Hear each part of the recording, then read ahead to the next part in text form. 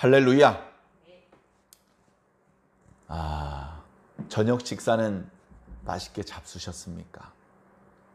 지금 이 시간까지 식사를 못 하셨다면 아마 무척 바쁘거나 무슨 일이 있으셨겠죠. 그러나 대부분 저녁 식사를 하셨을 것입니다. 혹시 그것 때문에 피곤하시다면 눈을 좀 비비시고 잠을 쫓으시며 오늘 이 예배를 그리고 이 시간 우리들에게 주시는 말씀에 우리들의 마음을 좀 더 모아보시기 바랍니다. 지난주 주일은 부활주일이었습니다. 부활주일날 하나님께서 어떤 복을 주실까? 부활주일날 하나님께서 무슨 말씀을 주실까? 기대하셨습니까? 기대한 사람도 있을 것이고 아무 기대 없이 부활주일 아침에 교회를 찾아온 사람도 어쩌면 있을 것입니다. 그런데 이 기대를 한 사람들이 엄청나게 큰 은혜를 받을 것을 기대했는데 은혜를 못 받았어. 엄청난 말씀을 들을 것을 기대했는데 그냥 늘 부활주일 때만 되면 하시는 말씀을 하시네. 만약에 그렇다면 왜 그렇게 된 걸까요? 목사님이 기도가 부족한 걸까요? 목사님께서 예배 준비, 설교 준비를 잘 못해서 그런 걸까요? 저는 그건 아닌 것 같습니다. 제가 교회 다니면서 예배 드리기에 앞서서 기도를 많이 해보았습니다. 기도마다 그 나름의 목적이 있지 않습니까? 예배 직전에 하는 기도는 하나님, 잠시 후 예배가 시작됩니다. 이 예배에 은혜 많이 받게 해주세요. 은혜 많이 받게 해주세요. 자, 은혜를 많이 받는다라는 표현이 어떻게 보면 조금 애매모호한 표현처럼 들릴 수도 있습니다. 말씀에 감동을 많이 받게 해주세요. 하나님을 만나는 경험을 하게 해주세요. 이렇게 표현할 수도 있는데 우리는 그냥 일상적으로 은혜 많이 받게 해달라고 보통 그렇게 기도하고 그렇게 이야기하곤 합니다. 우리의 그런 관습을 하나님께서 잘 아시기 때문에 우리가 은혜 많이 받게 해달라고 기도해도 알아서 말씀의 감동을 받게도 하시고 성령의 충만을 경험하게도 하시고 다양한 방법으로 우리가 은혜 받았다라고 느끼게 해 주실 것입니다. 그 예배 전에 하나님 은혜 받게 해 주시옵소서 이렇게 기도를 합니다. 그러면 저의 경우는 간절히 은혜 받게 해 주시옵소서 기도할 때는 거의 다 은혜를 받았어요. 만족한 은혜를 받았습니다. 그런데 어떤 날은 분명히 예배 시간에 참석을 했는데 늦지도 않았고 무슨 졸지도 않았는데 은혜가 별로 안 됐어요. 그런 날은 예배 전에 간절히 은혜 받게 해 주시옵소서라 기도 안 한 날이에요. 거의 틀림없이.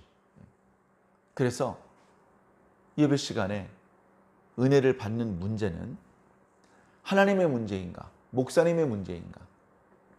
아니면 나의 문제인가? 제가 생각할 땐 나의 문제였습니다. 자, 그리고 은혜를 하나님께 받잖아요. 은혜를 목사님께 받는 건 아니에요. 하나님께 받는 겁니다. 은혜를 우리가 하나님께 받는데 그 하나님께서 주시는 은혜를 받고 싶어서 우리가 예배 전에 기도도 하고 좀 찬송도 부르고 그런데 그 은혜가 목사님 설교 말씀을 통해서 전달될 때도 있는데 다른 방법으로 전달될 때도 있더라고요. 우리는 말씀을 잘 들어야 돼. 잘 배워야 돼.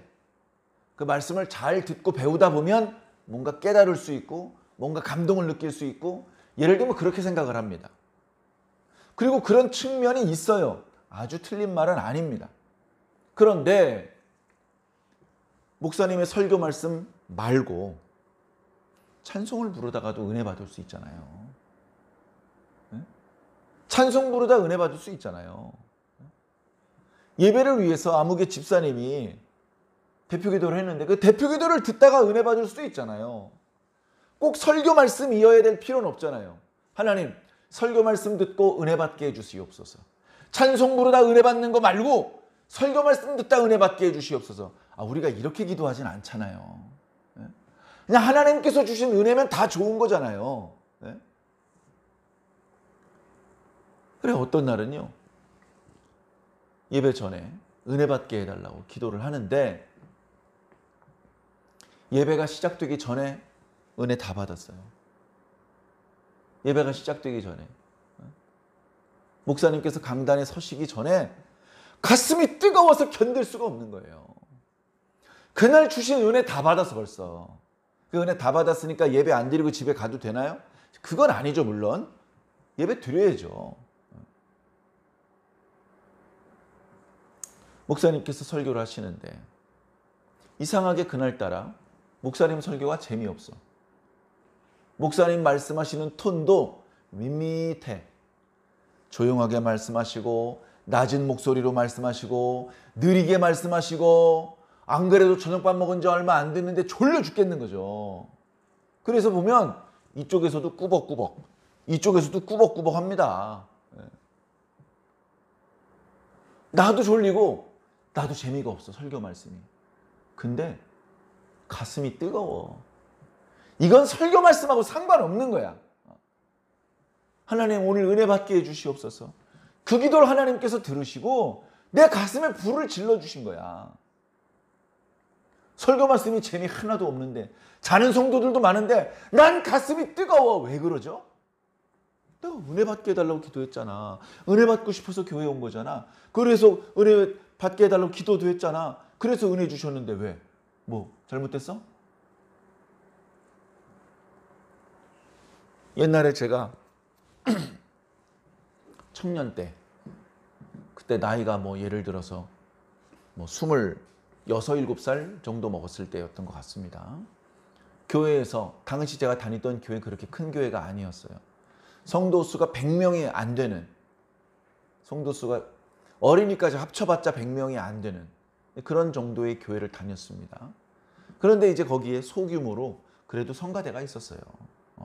성가대. 찬양의 은사가 있는 분 한 분이 지휘를 맡으시고 인원은 많지 않지만 우리 음악성이 뭐 엄청 대단하지는 않지만 그래도 우리 교회 성가대가 있어야지. 그래서 그 성가대원이 많으면 22명, 적으면 17, 8명이 주일날 찬양을 부릅니다. 주일날 찬양을 불러요. 자, 그런데 어느 주일이에요? 정확히는 기억 안 나지만 어느 주일인데 이제 교회가 작다 보니까 성가대 연습실도 따로 없고 그러니까 일찍 나와가지고 성가 연습을 합니다. 또 어린이 예배도 이쪽에 있고 그랬기 때문에 연습 시간이 길질 않아요. 연습이 딱 끝나. 더 하고 싶은데 이제 성도들이 오시고 이제 또 부목사님이 때로는 전도사님이 찬송 인도를 하시잖아요. 그러면 이제 우리 성가대원도 연습을 계속할 수가 없어요. 우리도 같이 찬송을 불러드려야 됩니다. 그 찬송을 부르는데 너무 눈물이 나서 찬송을 못 불렀어요. 너무 눈물이 나서. 그 찬송이 무슨 찬송이었냐면 뭐 예수 나를 오라 하네, 예수 나를 오라 하네, 이 찬송이었는데 그게 왜 눈물이 났는지 설명할 수가 없어요. 그 가사가 어떤 의미에서 은혜가 됐는지, 그게 당시 제가 살아가던 환경하고 어떤 연관이 있는지 잘 이해가 안 됐어요. 당시 울면서도. 이유는 모르겠는데 눈물이 나오는 거예요. 눈물이 나오는데 그 찬송가 4절까지 있거든요. 4절까지 있는데 눈물이 나니까 고개를 들 수가 없었어요. 고개 팍 숙이고 입은 찬송을 부르는 것처럼 하는데 찬송을 부를 수가 없지. 목이 메어가지고. 그런데 아마 예배당이 작았기 때문에 제가 그렇게 울면서 찬송을 부르는 것을 찬송을 인도하시는 그 부목사님이 본 것 같아요. 그 부목사님이요, 그 찬송가 1절부터 4절까지 부르고서 쉬지 않고 다시 1절을 부르시더라고요. 그러니까 연속해서 2번 불렀어요, 그 찬송을. 저는 2번째 찬송 부를 때 눈물이 안 날 줄 알았거든요. 더 뜨거운 게 나오는 건데 전에 없던 게 새로운 눈물이 막 쏟아져 나오는 거예요. 여러분 눈물 뜨거운 거 아십니까? 눈물이 뺨을 타고 흐르는데요. 뺨이 뜨거워요. 뭐 뜨거운 게 위에서 쏟아져 내려오니까. 그런 은혜를 주시는 것을 저는 체험한 적이 있습니다. 그날도요. 다른 거 없어요. 준비 찬송 하시기 전에 1분도 안 돼. 1분도. 잠깐 기도한 거죠. 하나님 오늘 꼭 은혜 받게 해주세요. 그리고서 첫 번째 찬송에 무너져 버린 거예요. 감당할 수 없는 은혜를 주시는 거예요. 목사님 아직 등단도 안 했어. 그날 본문이 어딘지 기억도 안 나. 근데 하나님 만난 거예요. 그날 저는 감당할 수 없는 은혜를 받은 거죠. 사랑하는 성도 여러분, 그 은혜를 사모하시기 바랍니다. 내가 마지막으로 눈물 흘렸던 게 언제지? 너무 까마득해. 기억도 안 나. 여러분, 식물이요. 물을 주다가 적절한 때 물을 주지 않고 너무 말려버리면요. 식물이 죽어요. 죽는데 아이고 하루 늦었네 해가지고 물을 주면 시들 뻔하다가 살아나기도 하고 아니면 그냥 못 살아나기도 해요. 그 결정적인 차이가 뭐냐? 물을 주면 물관을 타고 이 물이 저 위에 잎사귀 있는 데까지 올라가는데 물관이 막혀버리면 물을 아무리 줘도 소용없어요. 물관이 아직 안 막혔으면 물을 주면 서서히 다시 회복을 합니다. 여러분, 눈물관이 막히면 눈물이 이제 안 나와요. 눈물 흘리는 기능이 고장나 버리면 그 다음엔 아무리 하나님께서 감동해 주셔도 그냥 무덤무덤한 거예요. 무덤덤한 건 좋은 게 아닙니다. 만졌더니 뜨거워. 뜨거운 걸 아니까 그 뜨거움의 고통 때문에 잠깐 잡았다가 얼른 손을 빼죠. 그래서 상처가 깊지 않아요. 상처가 깊지 않아. 근데 만약에 뜨거운 감각이 없다고 칩시다. 뜨거운 걸 잡았어요. 그럼 여기서 탄내가 나도 고통스럽지 않으니까 계속 잡고 있을 거 아닙니까? 그러다 큰 병이 생기는 거예요. 큰 상처가. 우리가 고통을 느낄 수 있는 것은 큰 축복입니다. 큰 축복입니다. 영적으로도 마찬가지예요. 영적으로도요.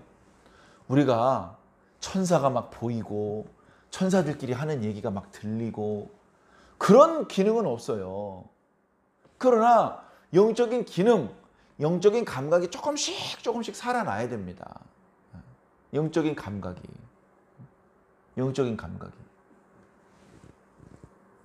왕이 있는데 성격이 까칠해요. 그러면 그 밑에 있는 신하들은요. 눈치 보느라 정신이 없습니다. 눈치 보는 거예요. 왕이요. 어저께 돼지고기를 드셨는데 오늘은 소고기를 드시지요 해가지고서는 눈치를 이렇게 싹 봅니다. 그래서 역시 나를 생각하는 건 자네밖에 없군. 허허허. 이러면은 속으로 의기양양한 거고요. 야, 내가 그렇게 이랬다 저랬다 하는 놈 같아? 야, 오늘도 돼지고기 갖고 와. 이렇게 하면 꼬리를 얼른 아이고 얘 그렇게 말씀하실 줄 알고 돼지고기를 이미 준비해 놨습니다. 눈치를 보는 거죠. 눈치. 영적으로 깨어 있어야 돼요. 영적으로. 어린이가 어떤 행동을 할 때 그 행동을 하기 전에 엄마 얼굴을 살짝 먼저 쳐다봅니다. 그때 엄마가 웃고 있으면 그 행동을 하고 엄마가 이놈 뭐 이런 표정을 지으면 하지 않아요. 그게 똑똑한 어린아이들의 어떤 한 측면인데 우리가 영적으로 그런 게 있어야 돼요. 우리가 어떤 행동을 할 때 이건 뭐 보나마나 하나님께서 싫어하시는 거야. 그런 건 물어볼 필요도 없어요. 그런데 살다 보면 이걸 해야 되나 말아야 되나? 선하다, 이건 악하다. 그렇게 말할 수 없는 그런 선택을 해야 될 때가 있거든요. 그때 하나님 안색을 살펴봐야 되는 거예요. 하나님 표정을 봐야죠. 하나님께서 웃으시면 그대로 해도 되고 하나님께서 이렇게 찌푸리시면 그럼 그건 하면 안 되는 거죠. 그리고 이미 지난번에 응답을 하셨던 내용 이미 성경에 기록되어 있는 내용. 여긴 이렇게 기록되어 있지만 저렇게 해도 되죠 하나님? 이렇게는 하지 마세요. 그건 좋은 신앙 아닙니다. 성경에 이미 다 기록되어 있는 내용, 그건 성경에 기록된 대로 우리가 따라줘야 됩니다. 물론 그 개별적인 사항에 대해서 여러분들께서 섬기고 있는 목회자님들한테 물어보십시오. 목사님에게 물어보고 전도사님에게 물어보고. 그래서 그 말씀의 의미가 정말 그러한지, 자신이 이렇게 하려고 하는데 그렇게 해도 되는 것인지 꼭 물어보십시오. 그래서 하나님의 말씀에 대해서 어떻게 보면 우리 성도님들은 아직 전문가라고 말할 정도는 아니잖아요. 그렇기 때문에 관련해서 전문적으로 교육받고 훈련받으신 분들에게 물어보는 것이 안전할 것 같습니다. 그래서 정말로 말씀의 의미가 어떠한지를 살펴보고, 그리고 걱정스러운 부분이 있으면 기도도 부탁하고, 그리고서 그 일을 하면 우리가 하나님 앞에 큰 실수하지 않고 신앙생활을 잘 이어나갈 수 있을 것입니다. 가만 보면 이게 신앙의 아주 기본적인 원리예요. 먼저 기도하는 거예요. 먼저. 일을 하기 전에 먼저 기도해 보는 거예요. 그 쉬울 것 같은데요. 쉽지가 않습니다. 기도를 한다고 하는데 일 다 끝나고 해. 하나님, 오늘 제가 이런 일을 저질렀습니다. 하나님, 큰 문제 안 되게 하나님께서 잘 뒷감당해 주십시오. 이런 기도 하나님께서 별로 안 좋아하셔요. 그나마 아무 기도를 하지 않는 것보다는 낫지만 그건 건강한 모습이 아니잖아요. 건강한 모습은 뭐죠? 하나님, 제가 이런 일을 하려고 하는데 할까요 말까요? 하나님께서 아니라고 그러시면 저 안 할게요. 하나님께서 말씀하신 대로 할게요. 이렇게 여쭤보는 기도가, 이게 건강한 기도죠. 그래, 건강한 신앙인들은 다 그렇게 합니다. 먼저 하나님 앞에 기도해보는 거, 먼저 하나님께 여쭤보는 거예요. 먼저 성경을 읽어보고 그리고서 결정을 내리는 것이죠.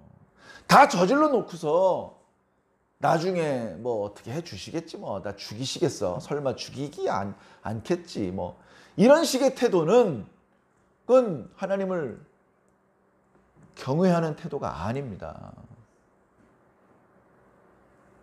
일이 시작되기 전에 기도를 드리는 것이 좋은 방법입니다. 그래, 이스라엘과 유다에 많은 왕들이 있는데 이스라엘의 왕들은 100% 악한 왕들이고 유다의 왕들은 더러 선한 왕들이 있습니다. 근데 보니까요, 악한 왕들이 더 많아, 유다의 왕들도. 그런데 그 중간중간에 그래도 선했던 왕들이 있어요. 선했던 왕들이 있어요. 자, 선했던 왕들, 솔로몬, 여호사밧, 아사, 요아스, 히스기야, 요시야, 예를 들면 그런 왕들이 있습니다. 그런데 이 왕들의 공통점이 있어요. 말년에는 죄를 지어. 말년에는. 그 말년이 죽기 1년 전인지 죽기 10년 전인지 그것까지는 일정하지 않은데 어쨌든 처음에는 신실하게 기도하면서 하나님의 뜻대로 하려고 하고 하나님께서 세우신 선지자나 제사장들에게 자문을 구해서 그래서 나라를 하나님의 뜻대로 잘 운영을 합니다. 그런데 어느 순간 교만해졌는지, 나이 먹어서 건방져졌는지, 제가 무슨 영화를 봤는데 사울 왕이 사무엘의 말을 듣지 않습니다. 사무엘의 그 가르침대로 하지 않아요. 다 죽이라고 하지 않았습니까, 아버지? 요나단이 얘기를 하는데, 야, 사무엘은 이미 늙었어. 그의 시대는 지나갔어. 이렇게 말하면서 사무엘의 말을 듣지 않습니다. 근데 사무엘의 말을 듣지 않은 것은 하나님의 말씀을 듣지 않는 거거든요. 그러니까 자기 멋대로 판단하지 말고 먼저 하나님, 제가 다 죽이라 그랬는데 일부 살려가지고 가고 싶거든요. 성경에 보면 자기 욕심을 버리지 않은 채 욕심을 품고 기도하면 이 욕심이 원하는 방향대로 응답을 주시는 경우가 있어요. 그래서 조심해야 됩니다. 그래서 욕심을 다 내려놓고 백지 상태에서 하나님께 기도해야 돼요. 그게 어려우면 그 문제에 대해서 이미 주셨던 응답, 이미 주셨던 말씀대로 가야 돼요. 욕심은 이미 주셨던 말씀하고 다른 방향으로 가고 싶은 거예요. 다른 방향으로 가고 싶은 거예요. 다 죽이라고 했지만 나는 살려서 가고 싶어. 발람 선지자는 어땠습니까? 절대 가지 마라. 그랬는데 그 다음날 재물을 더 많이 가져오니까 정말 가면 안 됩니까? 물어봤잖아요. 그건 뭡니까? 이미 어저께 저녁에 가지 말라는 응답이 있는데 돈 받고 돈 많이 받아가지고 가고 싶으니까 자기 욕심이 있으니까 욕심을 가지고 기도하는 거거든요. 그랬더니 가라고 그러십니다. 그 가는 길에 죽음의 천사를 만나서 죽을 뻔했잖아요. 참 신앙생활 쉬우면서도 어렵습니다. 욕심이 휘둘리면 신앙이 점점 어려워져요. 욕심이 있으면 신앙생활 복잡해집니다. 너무나 욕심이 없잖아요. 신앙생활 심플합니다. 단순해요. 단순합니다. 이 말 저 말 여러 말로 가르칠 것도 없어요. 그런데 우리의 욕심이 있다 보니까 이럴 땐 이거 조심해야 되고 저럴 땐 저거 조심해야 되고. 그래, 솔로몬도 선한 왕이었어요. 솔로몬이 겸손히 하나님 앞에 무릎 꿇을 줄 아는 왕이었어요. 하나님의 뜻이 무엇인지 알고 그 뜻을 준행할 줄 아는 왕이었다고요. 그 중에 하나가 성전을 건축한 거잖아요. 성전 건축을 했습니다. 아이 뭐 돈 많았고 똑똑한데 뭐 아무거나 다 할 수 있었겠지. 그렇지 않아요. 그렇지 않아요. 성전 건축할 수 있는데도 건축을 안 하는 그런 왕들도 예를 들면 있을 수 있어요. 그런데 솔로몬은요, 힘이 있어서 한 게 아니에요. 힘도 필요했지만 자기 마음속 깊은 곳으로부터 그 선한 마음이 있어야 되거든요. 그래서 그 마음으로 성전을 건축한 거예요. 그 과정에서 계속 기도하면서 간 거예요. 우리 지난 시간, 지지난 시간 성전 봉헌식 때 솔로몬이 기도를 듣지 않았습니까? 그 기도를 이렇게 살펴보면요.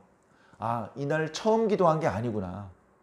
솔로몬은 늘 기도하는 사람이었구나. 그 금방 느낄 수 있습니다. 이거 갑자기 기도한 게 아니야. 늘 기도를 하던 사람이 이렇게 기도하는 거야. 그런 것들을 저는 느꼈습니다. 그러니 솔로몬도 처음에는 기도하는 사람이었고 솔로몬도 하나님의 뜻을 분별하며 그 뜻을 준행하는 사람이었어요. 자, 그러니까 오늘 본문 말씀에도 하나님께서 응답을 하기 위해 찾아오시지 않습니까? 솔로몬이 왕이 되고서 벌써 세 번째 하나님을 만나는 거예요. 자, 문제는 뭐죠? 말년이 되니까 더 이상 기도 안 해요. 더 이상 기도 안 해. 그 말년이 60살부터인지 65살부터인지 그건 모르겠어요. 70살까지 살다 죽었는데 정확히는 모르겠습니다만 어찌되었건 말년에 기도하지 않습니다.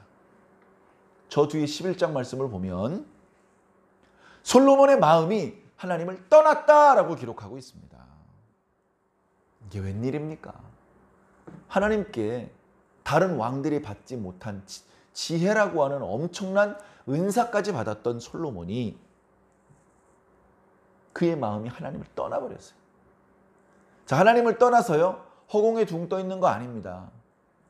그 마음이 재물에 가 있든지요, 쾌락에 가 있든지요, 우상들한테 가 있을 수도 있는 거예요. 중간에 있을 수가 없어요. 쇠조각이 N국에서 떨어져 나왔으면 다시 N국으로 붙든지 S국으로 붙든지 있어야 중간에 있기는 어려워요. 너무나 안타까운 상황입니다. 너무나 안타까워. 솔로몬만 그런 게 아니에요. 여호사밧도 말년에 아합이랑 결탁을 하더니 아사 왕도 말년에 교만해지고 요시야 왕, 요아스 왕도, 히스기야 왕도 말년에 바벨론 사람들 끌어들이고, 요시야는 애굽 사람이랑 전쟁 일으키고, 그 밖에 아사랴 왕인가요? 자기가 직접 성전에서 분향하려고 그러고.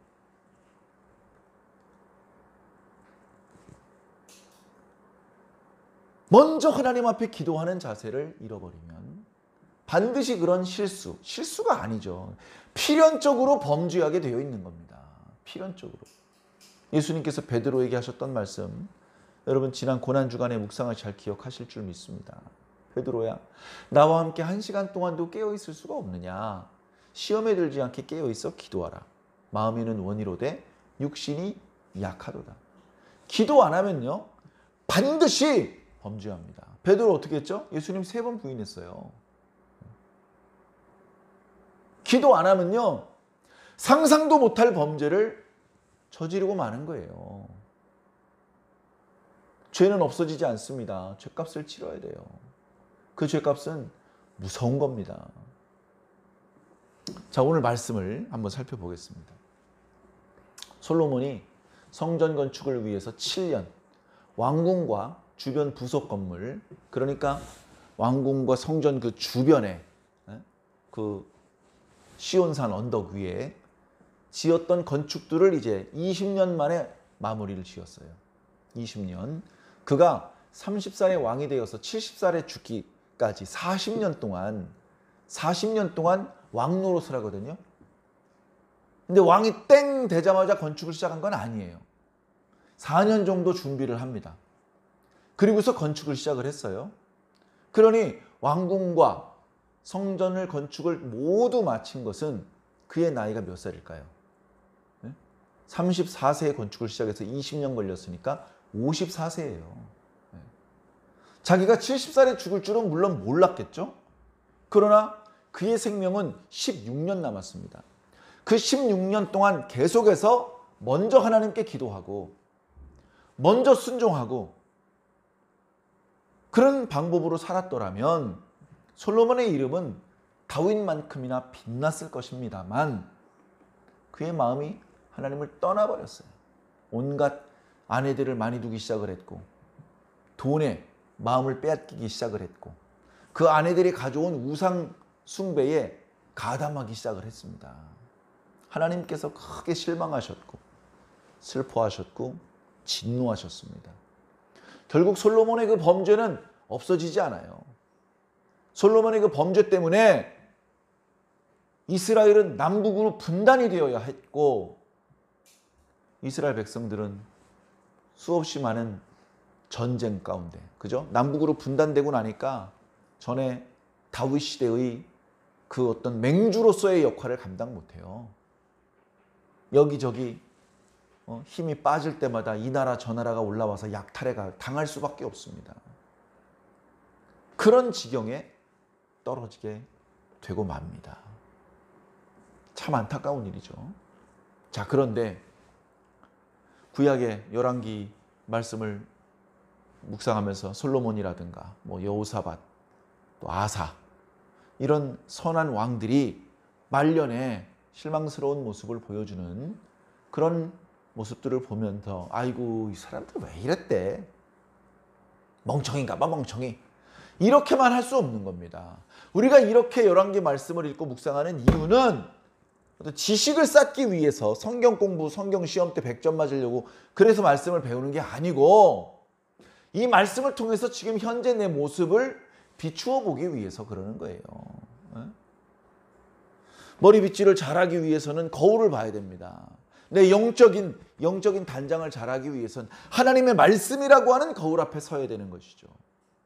그래 오늘 하나님께서 열왕기상 말씀을 우리에게 거울로 주셨어요. 솔로몬을 봐라. 솔로몬 지금 아직까지는 범죄하지 않고 잘하고 있지. 아직까지는 잘하고 있어. 근데 잘 나갈 때 조심해야 돼. 잘하고 있을 때 조심해야 돼. 끝까지 방심하면 안 돼. 오늘 말씀에 솔로몬이 하나님 앞에 이렇게 복을 받는 그런 내용이 나옵니다. 그런데 그 내용이 참 감사한 내용이에요. 솔로몬이 나타나 달라고 요구하지 않았는데 하나님께서 스스로 오신 겁니다. 하나님께서 오셨는데 하나님의 말씀은 간단해요. 이 신앙이 심플하다니까요. 하나님의 말씀은 뭐냐? 내 말을 잘 지켜라. 율법을 잘 지켜라. 뭐가 더 있어요? 율법을 잘 지키는 것 속에 모든 게 다 들어있죠. 모든 게. 여러분, 율법하고 형태가 좀 많이 다르지만 에덴 동산에는 저 동산 중앙에 있는 선악을 알게 하는 나무는 먹지 마라. 그 법칙 하나만 있었어요. 그것만 지키면 돼. 신앙생활 복잡할 게 뭐 있습니까? 심플해. 딱 하나만 지키면 되는 거예요. 근데 그거 못 지켰어요. 그걸 못 지켰어. 그것만 안 먹으면 되는데. 그런데 이상하게 어느 날 보니까 먹음직도 하고 보암직도 하고 지혜롭게 할 만큼 탐스럽고 아름답고 거기다가 여자가 막 먹으라고 줍니다. 주변을 둘러보니까 아무도 안 보고 있습니다.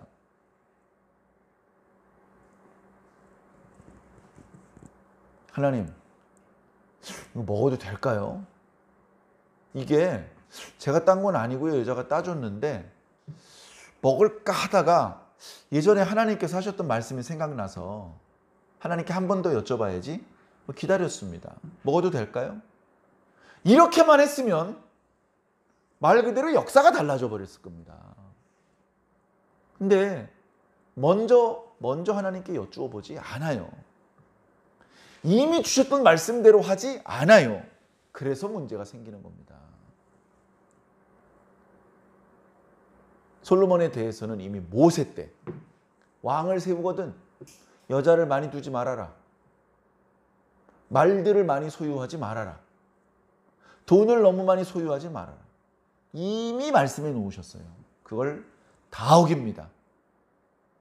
모세를 통해서 준 내 계명을 네가 잘 지킨다면 내가 네 부친 다윗과 맺었던 언약을 반드시 지킬 것이다.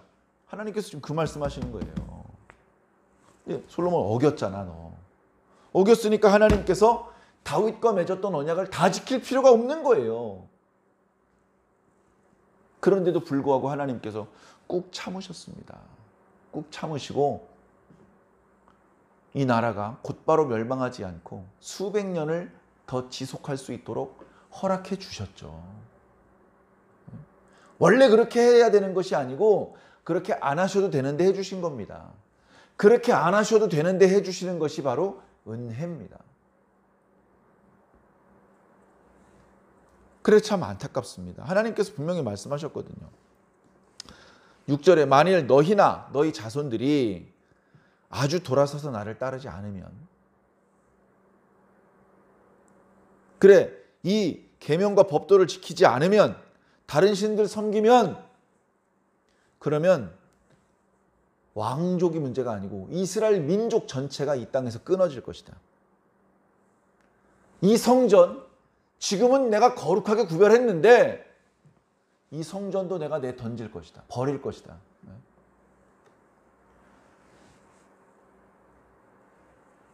유다 백성들에게는 성전이라고 하는 우리가 이해할 수 없는 어마어마한 자존심이 있었습니다. 우리가 하나님의 선택받은 민족인 증거가 두 개가 있어. 여기 땅, 여호수아 때 하나님께서 우리한테 주신 거야. 저기 저 성전, 솔로몬 때 하나님께서 우리한테 주신 거야. 그래서 우리가 이 성전이 있는 이 땅에서 살면 우린 절대 망하지 않아.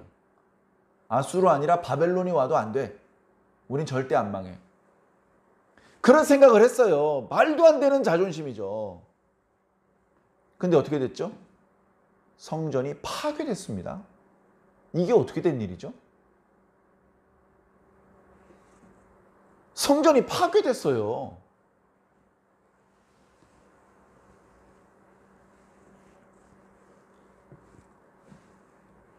하나님께서 당신의 성전을 내던져버린 겁니다. 내던져버린 거예요. 성전이 불타거나 말거나 성전이 무너지거나 말거나 하나님께서 내다 버린 거예요. 쓸모없어서. 그래서 무너진 겁니다. 그래 유대인들의 생각이 바뀌었어요. 유대인들의 생각이. 성전 중심적인 생각을 갖지 않습니다. 오늘날 유대인들은 과거 솔로몬과 수룹바벨의 성전이 있던 자리에는 이슬람 사원이 있어요. 그 자리에 이슬람 사원을 철거하고 자신들의 성전을 지은다면 전쟁이 발생될 수도 있습니다. 그래서 그거 못해요. 그럼 다른 장소에 성전을 건축하느냐? 안 해요. 그냥 성전 없이 삽니다. 그러면서 그들이 중요하게 생각하는 것은 율법이에요. 율법, 구약 성경. 그래서 우리가 하나님의 선택받은 민족인 것은 성전으로 증명될 수 있는 게 아니고 율법의 말씀을 우리가 기억하는 것으로 증명하는 것이다. 신명기 말씀에 보면 네 자녀가 어렸을 때부터 이 말씀을 가르쳐 주어라. 그죠? 성인식이 될 때요. 모세오경을 달달달 외워야 돼요. 유태인들이 그래서 똑똑한 거예요. 근데 유태인들 중에서도 조금 지능이 떨어지는 아이가 있을 거 아닙니까? 걔는요. 신명기밖에 못 외워요. 신명기밖에 못 외워. 지능이 떨어져서. 우리는 신명기 1장도 못 외워요. 1장도.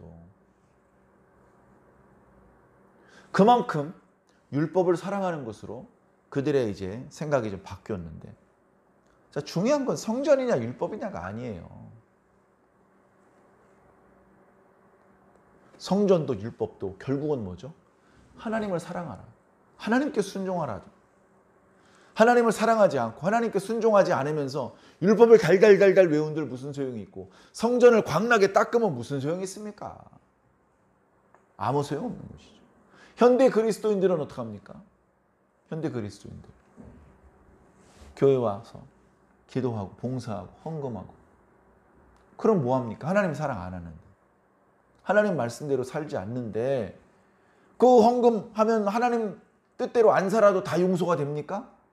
헌금만 많이 하면 지옥 백성처럼 살아도 천국 갑니까? 누가 그렇습니까? 누가? 중세시대 때 성도들이 죽으면 연옥에 간다고 연옥 교리를 만들었어요. 연옥에 가는데 거기 있는 사람들 대부분이 지옥에 떨어진다. 그런데 거기서 지옥으로 떨어지지 않고 천국으로 올라오고 싶으면 여기 연복교에 돈을 넣어라. 돈을 넣어서 너희들의 그 금화가 그 연복교 안에 있는 다른 금화에 쨍그랑하고 떨어지는 순간 너희들의 영혼이 연옥에서 천국으로 튀어 올라올 것이다. 그렇게 가르쳤어요. 완전 비성경적인 것이며 말 그대로 돈 때문에 그런 교리가 만들어진 것이죠. 돈 때문에. 잘못된 교리입니다.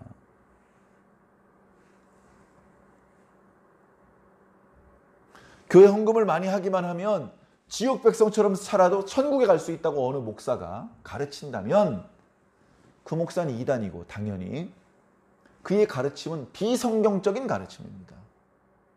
그의 가르침을 따르는 방법으로는 하나님 나라는 못 갑니다. 그 목사님 댁엔 갈 수 있겠지만 하나님 나라는 못 갑니다. 나에게 말씀을 가르쳐 주시는 목사님이, 나를 위해서 기도해 주시는 목사님이 참된 하나님의 종인지 잘 살펴보시기 바랍니다. 무턱대고 의심하라는 뜻이 아니라 먼저 기도해야죠. 하나님, 나를 위해 기도해 주시고 나에게 하나님의 말씀을 가르쳐 주시는 저 목사님, 참된 주의 종이 될 수 있도록 늘 주님께서 도와주시고 가르쳐 주시고 이끌어 주시옵소서.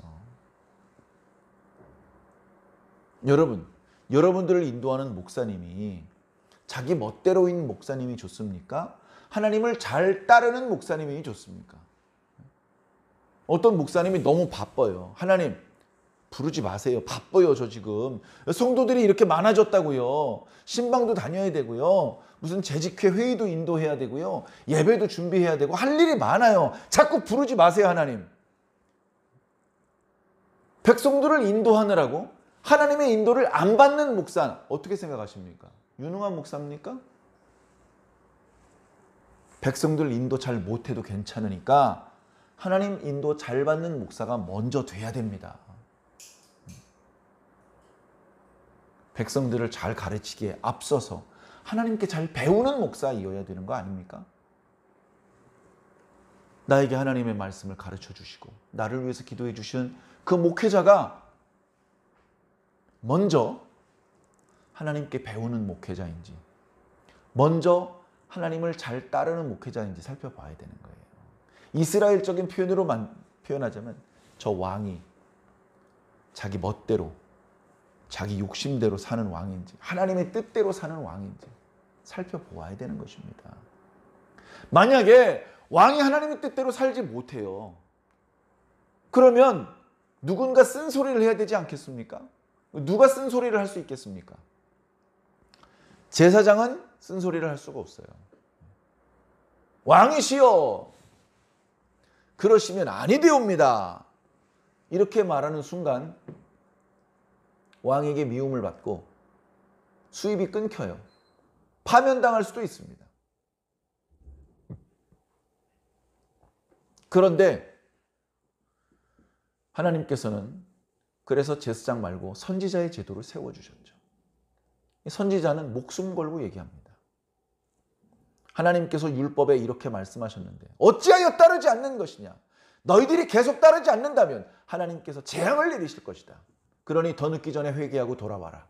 이게 모든 선지자들의 공통된 외침이었던 것입니다.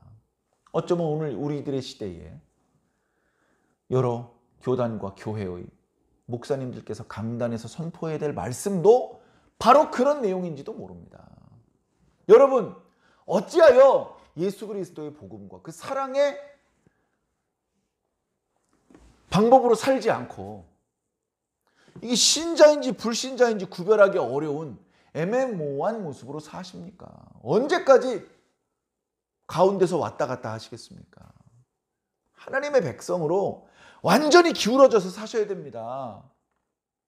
라고 강단에서는 소리쳐야 되고 그 말씀을 듣고 성도들은 가슴이 찔려야 됩니다. 마음속에 큰 갈등이 일어나야 됩니다. 내가 하나님께 완전히 기울어져 살 것인지 아니면 성경적인 가르침을 하지 않고 세속적인 가르침만 해주는 다른 교회로 옮길 것인지 잘 생각해 보시고 판단하셔야 되는 것이죠. 그래요. 진짜 말씀은요. 말씀을 듣고서 웃을 수 없는 말씀입니다. 웃을 수 없어야 진짜 하나님 말씀이에요. 말씀을 듣고 심각해져야 됩니다. 말씀을 듣고 큰 고민에 빠져야 됩니다.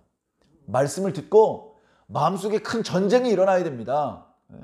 말씀을 들었을 때에 가슴속에 큰 찔림이 일어나야 됩니다. 그게 진짜 하나님의 말씀인 것이죠. 자, 솔로몬이 위대한 인물이기는 합니다. 자기 아버지에게 성전을 건축하라는 말씀을 들었고 또 1천 번제를 드렸을 때 하나님의 응답을 받았습니다. 그리고 매 주일마다 하나님을 만나서 말씀을 들은 것은 아닌데 그렇게 말씀을 한번 딱 들었는데 7년 동안 20년 동안 계속해서 하나님의 방법대로 건축공사를 이어나가는 겁니다. 이거 쉬운 거 아닙니다. 여러분 지난주 주일날 들었던 말씀도 벌써 다 까먹었잖아요. 근데 솔로몬은 1천 번째 하나님 앞에 드렸을 때 받았던 말씀을 20년 동안 안 까먹고 그냥 한결같이 흔들림 없이 섬기고 있는 거예요. 그러고 보면 노아는 120년을 하나님 말씀 딱 한 번만 듣고 120년 동안 그냥 순종했습니다. 그거 쉬운 게 아니에요. 하나님, 정말 그때 주셨던 것이 하나님의 말씀 맞습니까? 그때 내가 만났던 분이 정말 하나님 맞습니까? 힘들면 의심이 생기고 엉뚱한 생각이 들 수 있습니다. 그런데 흔들리지 않고 크고 작은 어려움이 있어도 끝까지 밀어붙이는 것이죠. 이건 틀림없이 하나님께서 기뻐하시는 일이야.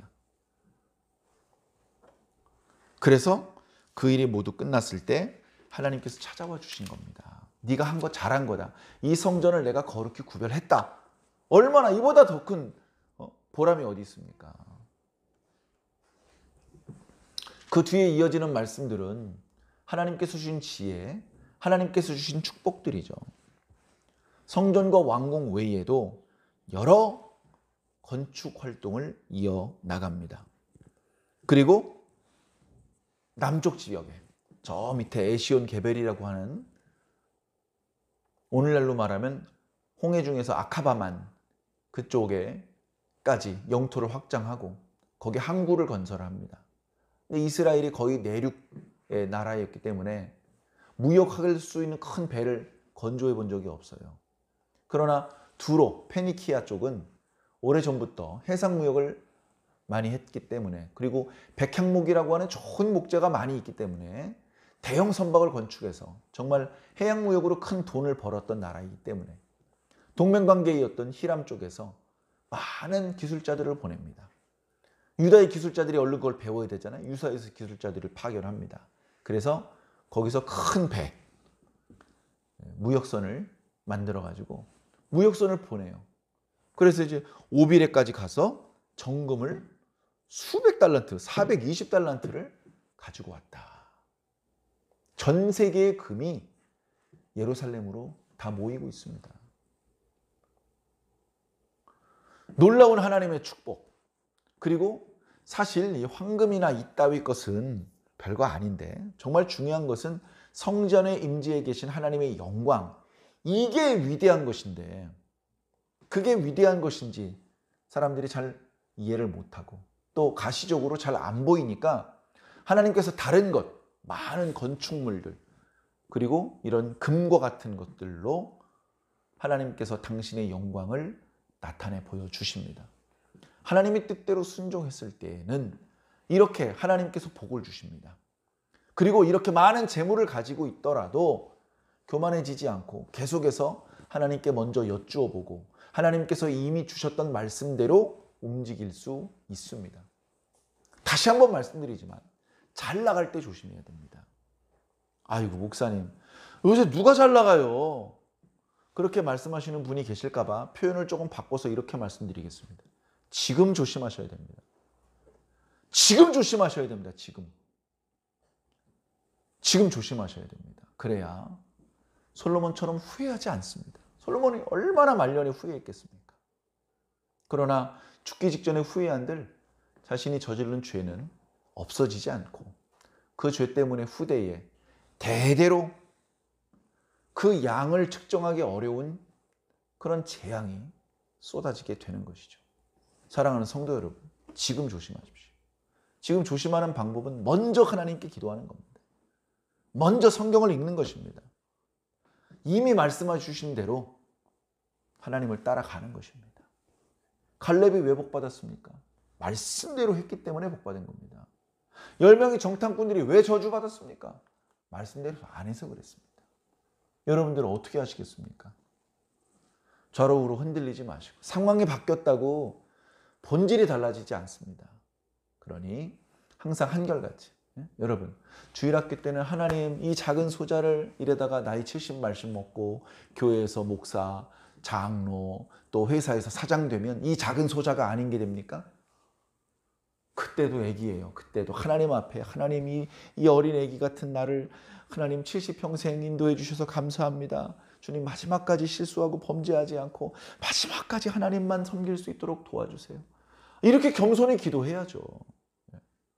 사랑하는 성도 여러분, 신앙생활 어렵게 하지 마십시오. 심플하게 오직 하나님, 예수님, 성령님만 따라가시기를 예수님 이름으로 간절히 축원합니다.